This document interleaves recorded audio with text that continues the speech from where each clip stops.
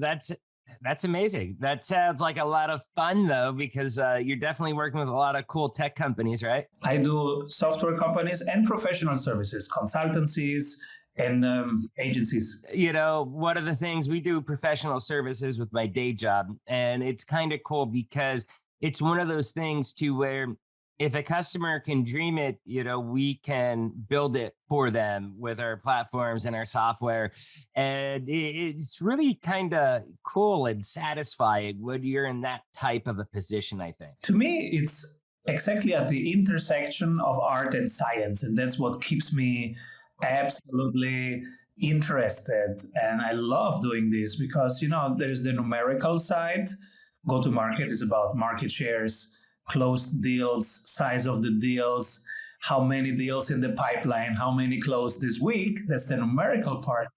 But then there is the art part, how to enhance relationships in the B2B conversation, how to become a trusted partner, an educator, a challenger, somebody that brings value whenever we come together. How can we make that a moment that sparks magic and that creates value and solves problems? That's cool. Oh yeah, no, it's great. It's great. And it's really funny that you say that, because literally up until this morning, I didn't really think of art plus technology with the creative portion of what we did. I mean, I thought of it as creativity and stuff, but not necessarily art. Up until this morning, about 2 hours before we talked, I'm like, wow, it is art.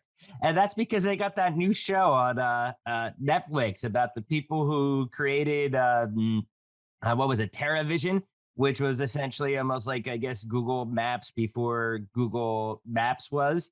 And, their company, it's called the $1 Billion Code.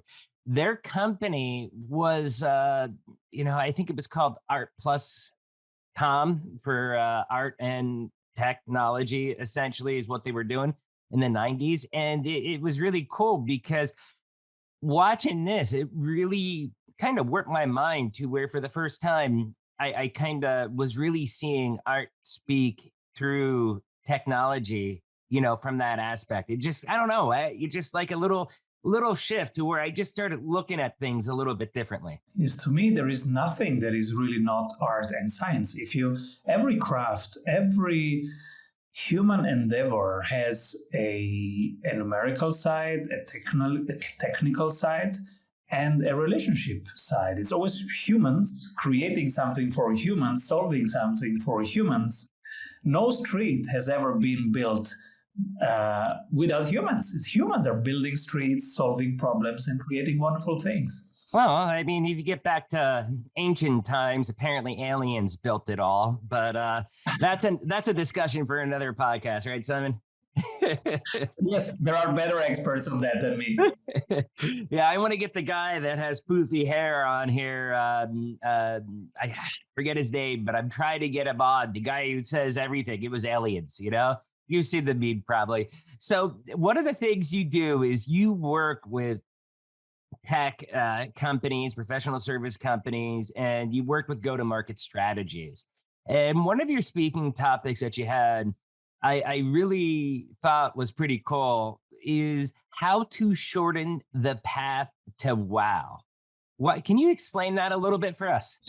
Yes. So when you think of sales, most people think of the beginning of their relationship and how they can close. Now, it should really not be called closing because it's an opening, it's an intensification. Really, it's, hey, let's commit to build something together. Let's put in some skin in the game, both have risk, and let's do something. Let's solve a problem or let's build something valuable. That's the beginning of the relationship. And that's a lot of effort and it costs. The cost of acquisition at the beginning are high. Now, if you think what happens then delivery and upsell, cross-sell, retainment, that has a much lower cost of acquisition, much lower effort. It's much easier to do.